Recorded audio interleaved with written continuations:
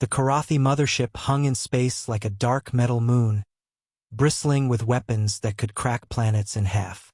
Inside the command center, Captain X9 stood before a massive screen showing Earth spinning slowly in the void.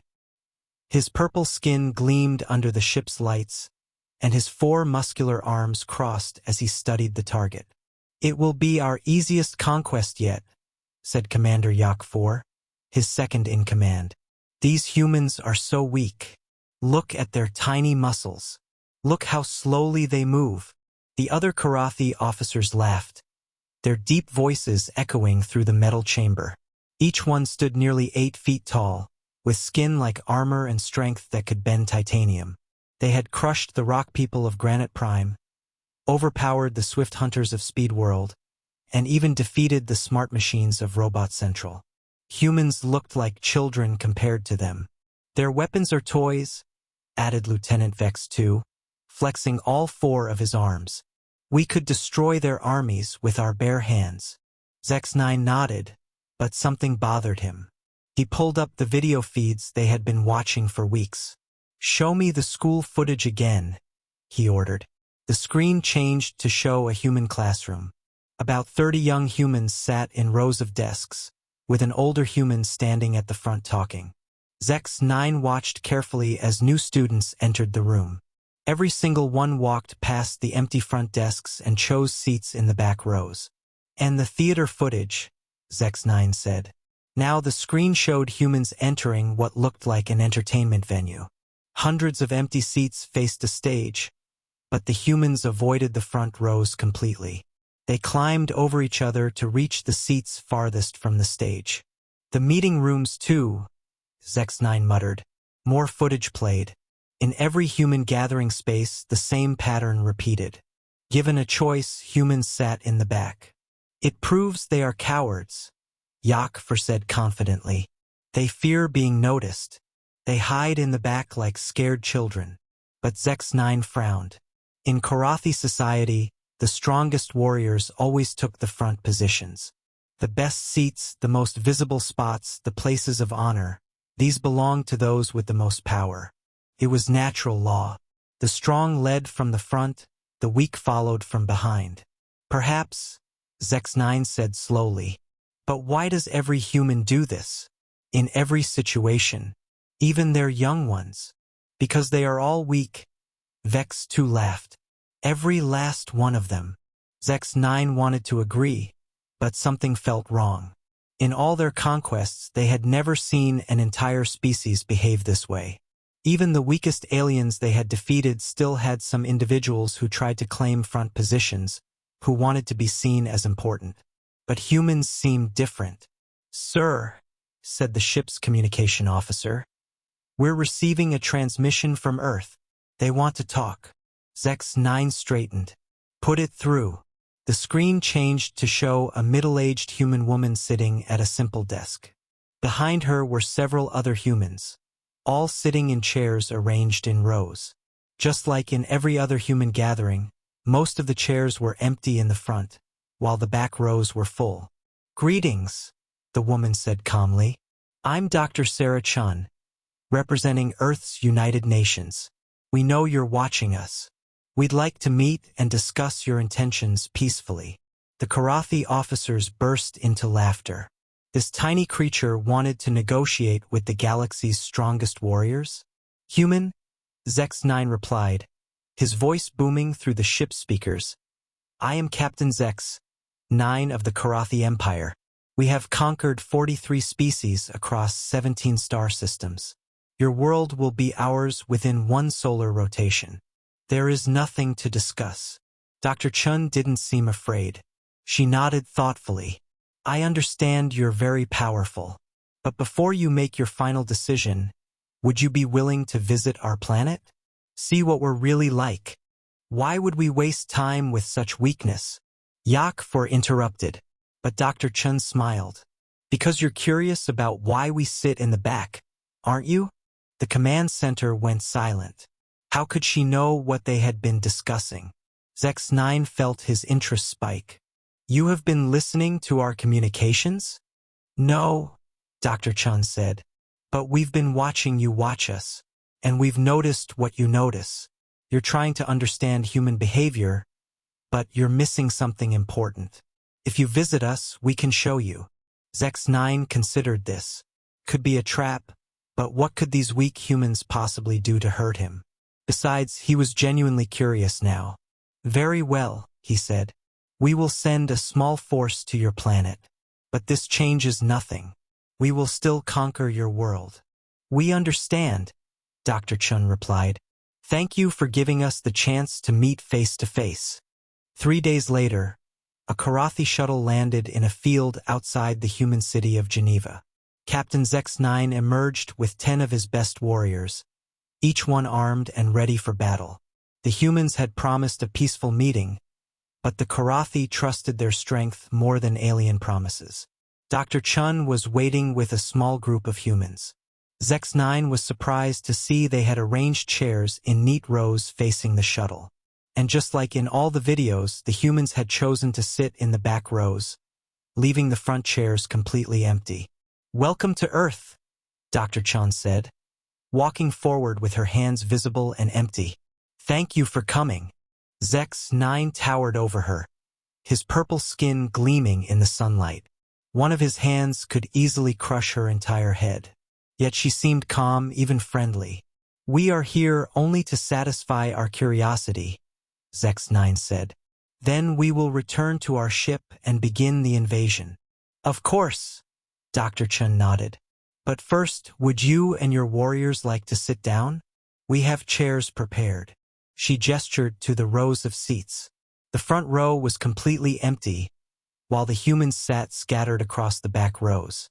Zex9 and his warriors naturally moved toward the front chairs, the position of honor, the place where leaders should sit. But as they approached, Dr. Chun spoke again. Actually, if you don't mind, could you join us in the back? We have a presentation that works better if everyone sits together. The Karathi warriors looked at each other in confusion. Sit in the back? Like followers? Like the weak? We sit in the front, Commander Yakfer said firmly. We are the strongest. The front belongs to us. Dr. Chun smiled patiently. I understand. In your culture, the strongest sit in front.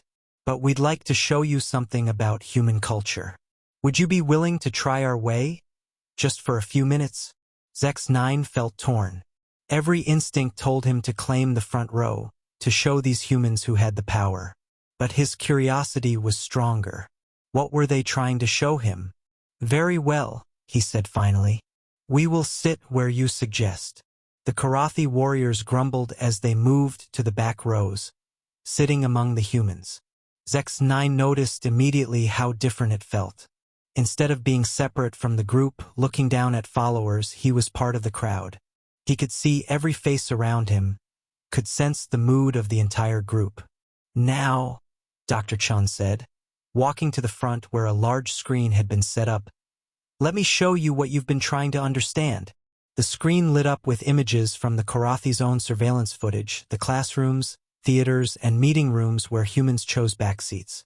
You're right that we prefer to sit in the back, Dr. Chun began. But you're wrong about why. She clicked to a new image, a human classroom, but this time the camera angle showed the teacher's view looking back at the students. When you sit in the front, Dr. Chun explained, you can only see what's ahead of you. You focus on the leader, the presentation, the stage. But when you sit in the back, the image changed to show the view from the back row. Now Zex9 could see the entire room. Not just the teacher, but every student, their reactions, their body language, their interactions with each other. You see everything, Zex9 said quietly. Exactly, Dr. Chun nodded. In human culture, sitting in the back isn't about hiding or being weak. It's about having the best tactical position. She clicked to more images, security footage from human gatherings. Watch our security personnel, she said. Zex9 saw that in every crowd, the humans responsible for safety positioned themselves at the back and sides of rooms. They weren't hiding, they were watching everything and everyone. The back row sees trouble before it starts, Dr. Chun continued. We can watch for threats, spot problems, and respond faster because we have the full picture. Commander Yak shifted uncomfortably in his seat. But the front row shows strength. It shows leadership. Does it? Dr. Chen asked. She showed new footage, this time of Korathi warriors in their own gatherings. Look at your front row leaders. What can they see? The footage showed Korathi meetings where the strongest warriors sat in front, facing forward toward whoever was speaking. Their backs were to the rest of the room. They see only what's ahead of them, Zex9 realized. They cannot see their own people. And if someone in the back rows disagreed, or planned rebellion, or wanted to attack? Dr. Chen asked. Zex9 thought about it. A leader sitting in front, focused forward, would never see a threat coming from behind. But someone in the back row would see everything, the leader, the crowd, any potential problems. You choose the back because it is the position of true power, he said slowly. Dr. Chen smiled. Now you're beginning to understand humans. But Dr. Chen wasn't finished. She clicked to a new set of images, these showing human families and social groups. There's more to it than tactical advantage, she said. Watch how we behave in casual settings. The screen showed a human family at what appeared to be a celebration. Children ran around playing while adults sat in groups. Zex9 noticed that the oldest humans, the ones who were clearly the most respected, often sat toward the back of gatherings, while younger humans took the more visible front positions. In your society, Dr. Chan said, looking directly at Zex9, the strongest take the front to show their power. But in human society, taking the front is often seen as needing attention, needing to prove yourself. She showed more footage, a human meeting where a young person gave a presentation while older, obviously more experienced humans sat in back rows, listening and watching. The most confident, most secure humans don't need to be seen, Dr. Chun explained. They don't need to prove their worth by taking the spotlight. They're comfortable letting others have the attention while they observe and guide from the background. Lieutenant Vex too spoke up, his voice uncertain for the first time. But how do others know who is important if the leaders hide in back? We don't hide, said an elderly human man who had been sitting quietly in the back row. He stood up slowly, and Zex9 noticed that every other human in the area turned to listen to him, even though he hadn't raised his voice or demanded attention. I'm Dr. James Walsh, the man said simply. I've been studying your species since your ships appeared. I helped plan this meeting. Zex9 realized that this quiet old human, who had been sitting in the back row the entire time, was actually one of their leaders. He had more influence than Dr. Chun, who had been doing all the talking, but he didn't need to sit in front or speak loudly to command respect. In human culture, Dr. Walsh continued, real power doesn't need to announce itself. The strongest leaders are often the ones who choose to sit back and let others shine. Zex9 felt his understanding of everything shifting. In Korathi society, you proved your strength by taking the front position, by being seen, by dominating the space. But these humans were suggesting that true strength came from choosing not to dominate, from being secure enough in your power that you didn't need to display it. This is why you confused us, Zex9 said. We saw you sitting in back and thought you were weak. But you sit in back because you are strong. Not exactly strong in the way you mean, Dr. Chun said, but confident, secure, and strategically smart. She showed one final set of images, these from human schools and workplaces. We also sit in the back because we care more about the success of the group than our own individual recognition, she said. A human student who sits in back can help classmates who are struggling. A human worker who doesn't need the spotlight can support teammates and make the whole group stronger. Zex9 looked around at his own warriors. They were all focused on him, waiting for his reactions, his orders. None of them were watching the humans, scanning for threats, or thinking about the bigger picture. They were strong individually, but they weren't thinking like a team. You sacrifice personal glory for group success, he said. Sometimes, Dr. Walsh nodded. When it makes sense. A human leader might let someone else take credit for a good idea if it helps the team. We might let others have the visible roles while we work behind the scenes. Commander Yak 4 looked disgusted. That sounds like weakness to me. If you have power, you should use it. If you achieve something, you should claim credit. But Zex 9 was beginning to see something deeper. What happens when your groups face real challenges? He asked. When there are serious threats? Dr. Chun and Dr. Walsh exchanged a look. Would you like to see? Dr. Chun asked. Dr. Chun led the Karathi warriors to a large building in the human city. Inside, she showed them to an observation room overlooking what appeared to be a training facility. We call this a simulation center, she explained. We use it to train our emergency response teams, police, firefighters, medical personnel, military units. Below them, Zex 9 could see a group of about 20 humans preparing for some kind of exercise. They wore simple uniforms and carried basic equipment. We're going to run a scenario, Dr. Chun said. A terrorist attack in a crowded building. The team has to evacuate civilians, neutralize threats, and provide medical aid. A buzzer sounded and the simulation began.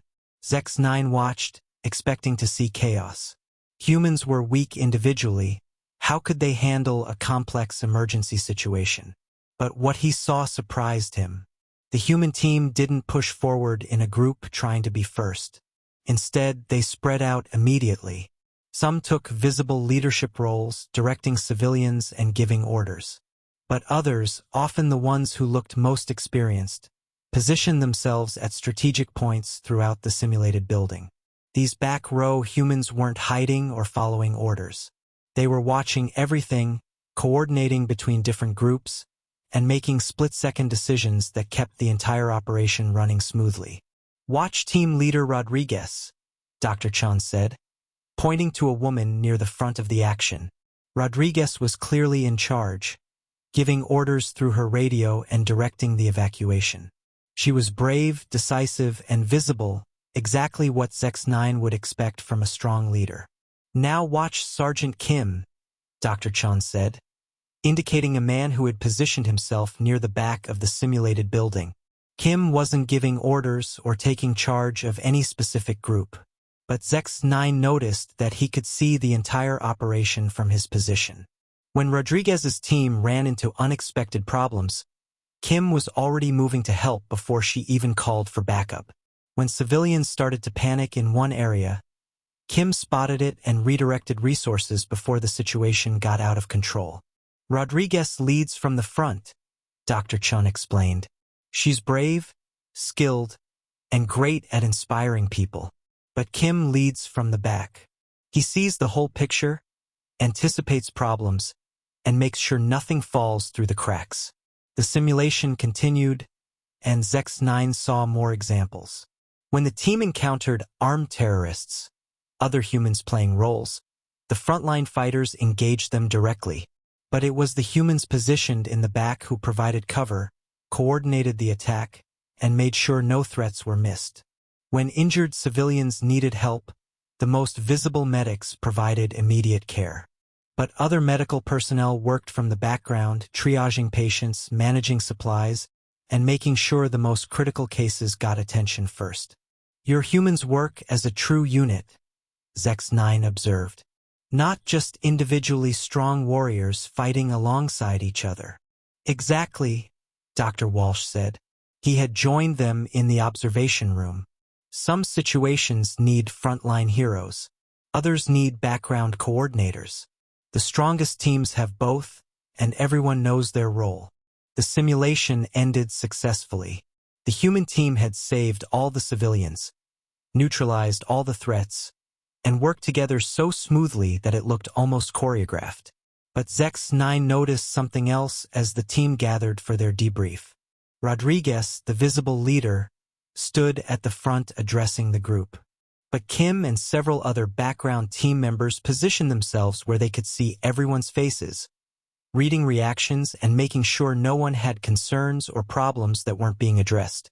The next morning, Zex 9 stood in the same field where the first meeting had taken place. His shuttle was ready to return him to the mothership, where his fleet waited for orders to begin the invasion. Dr. Chun and the other humans had come to see him off. They sat in their usual arrangement, scattered across multiple rows with no one claiming the position of highest honor.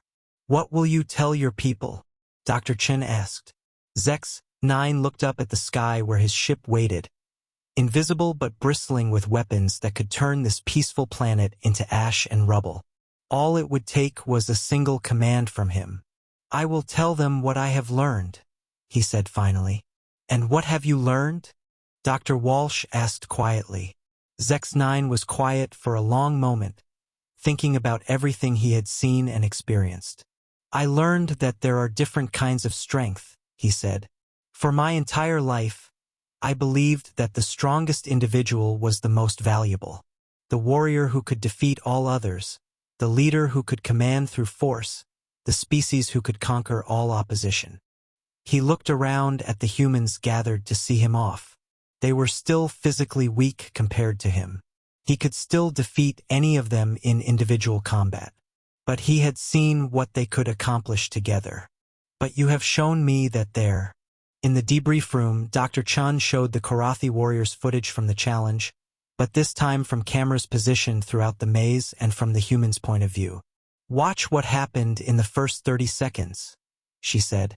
The footage showed the human team entering the maze. But instead of charging toward the center like the Korathi had done, they immediately spread out in a coordinated pattern. Each human took a specific position, creating a network that covered the entire facility. "See how they positioned themselves?" Dr. Walsh pointed out. "They're not all trying to be heroes fighting at the front. Each person has a role." Zex-9 could see it now. Some humans had climbed to high positions where they could see large areas of the maze. Others had taken spots near important choke points. A few had positioned themselves specifically to watch the rear areas, making sure no Korathi could sneak up on the group. "But who was giving orders?" Yakfer asked. "We heard constant communication, but no single leader." "Everyone was leading," said one of the humans. A woman who had been part of the simulation team. "I'm Sergeant Martinez.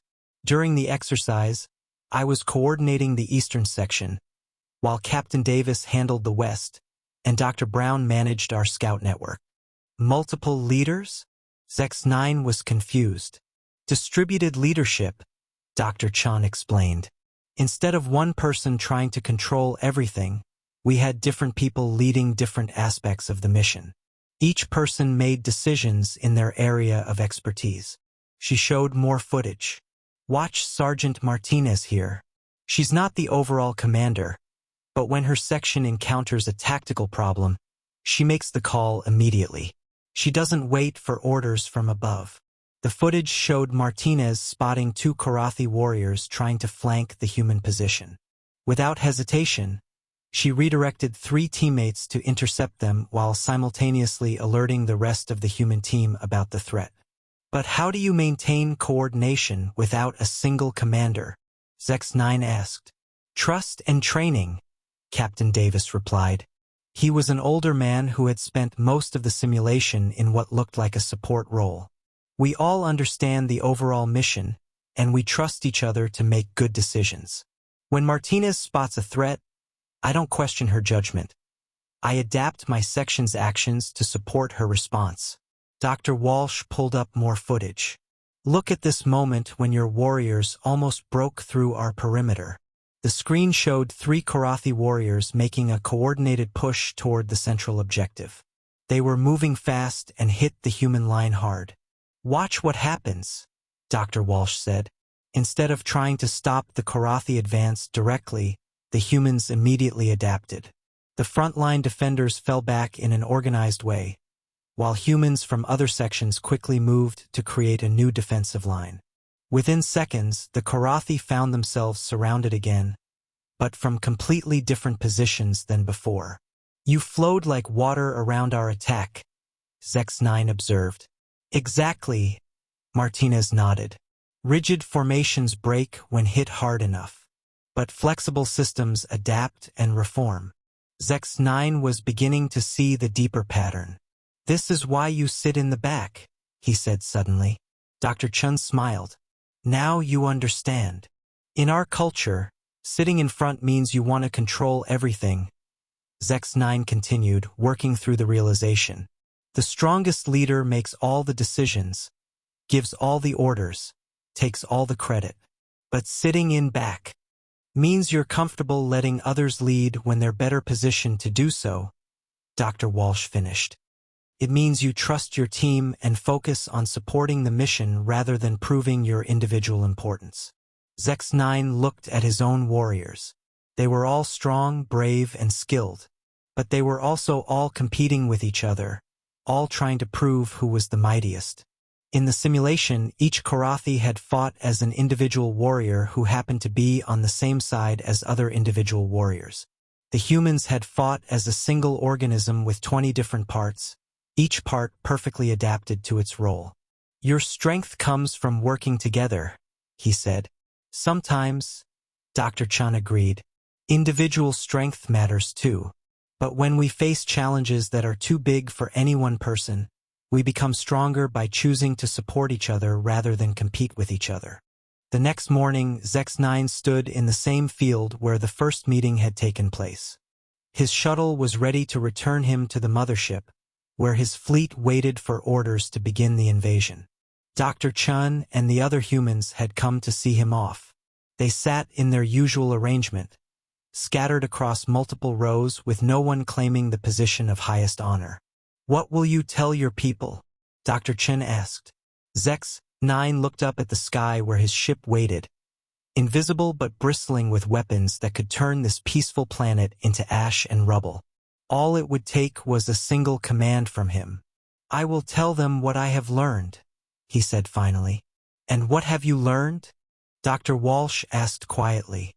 Zex-9 was quiet for a long moment, thinking about everything he had seen and experienced. "I learned that there are different kinds of strength," he said. "For my entire life, I believed that the strongest individual was the most valuable. The warrior who could defeat all others, the leader who could command through force, the species who could conquer all opposition."